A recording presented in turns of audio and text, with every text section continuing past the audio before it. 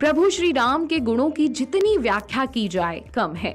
वह बचपन से ही शांत स्वभाव के वीर पुरुष थे।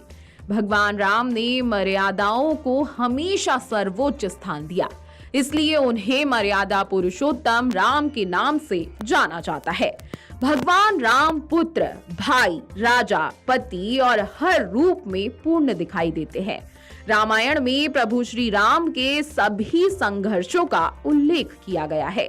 साथ ही अपने वनवास काल में उन्होंने जिन ऋषि मुनियों से शिक्षा और विद्या ग्रहण की थी, उनका भी धार्मिक ग्रंथों में उल्लेख किया गया है।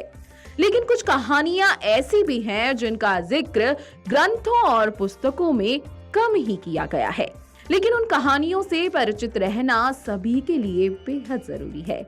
इन्हीं कहानियों में से एक कहानी है उस भक्त की, जिसके कहने पर भगवान श्री राम ने एक पैर पर खुद को खड़ा कर लिया था।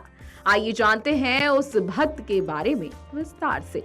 हम सभी जानते हैं कि कैकेयी ने राजा दशरथ से वचन मांगा था कि वह उनके बेटे भरत को राजगद्दी पर बिठाएं और राम को 14 साल के लिए वनवास भेज दें।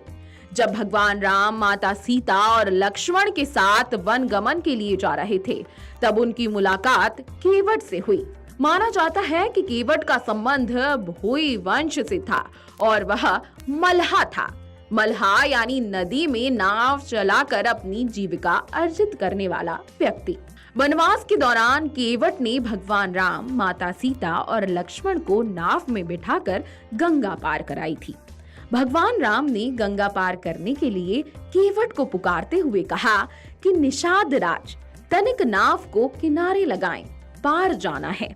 हालांकि केवट नाव को नहीं लाता और राम जी के सामने एक शर्त रख देता है। केवट कहता है कि मैंने आपका मर्म समझ लिया है। प्रभु, आपके पैरों की धूल किसी जड़ी बूटी से कम नहीं, इसलिए आपको नाव पर बैठने से पहले अपने पांव धुलवाने होंगे, तभी वह नाव पर चढ़ने देगा। केवट की क्या मंशा है भगवान राम समझ जाते हैं और वह इस बात के लिए तैयार हो जाते हैं। हालांकि केवट के इस वर्ताव से लक्ष्मण को क्रोध आ जाता है और वे अपना धनुष उठा लेते हैं। इस बात पर केवट कहता है कि मार दे प्रभु, इससे बड़ा सौभाग्य क्या होगा। मेरे सामने भगवान राम, माता सीता और गंगा का तट है। इससे अच्छी मृत्यु मेरे लिए हो ही नहीं सकती। इससे तो मेरा उद्धार हो जाएगा। केवट की ये बात सुनकर लक्ष्मण का क्रोध शांत हो जाता है। इस दौरान भगवान राम मुस्कुराते हैं और कहते हैं, केवट आओ, मेरे पैर धो लो। इतना सुनकर केवट की प्रसन्नता का कोई ठिकाना नहीं रहता।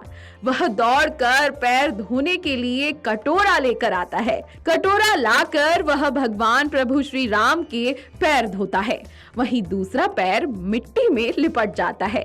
इस दृश्य को देखकर केवट बहुत दुखी होता है। केवट का ये दुख देखकर प्रभु श्री राम एक पैर पर खड़े हो जाते हैं। एक पैर पर खड़े होने से प्रभु श्री राम की परेशानी देख केवट कहता है कि हे मेरे प्रभु राम, आप कब तक ऐसे एक पैर पर खड़े रहेंगे? मैं जब तक आपके चरण धोता हूँ, आप मेरे सर का सहारा ले लीजिए। ये बात सुन के बाद में प्रभु श्री राम ने केवट के सिर पर हाथ रख लिया। इसके बाद आसमान से देवताओं ने पुष्प वर्षा की।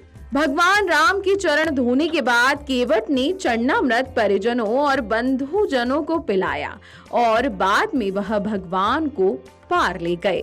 आगे जाकर जब उतराई देने का समय आया तो केवट ने प्रभु राम से उतराई लेने से मना कर दिया।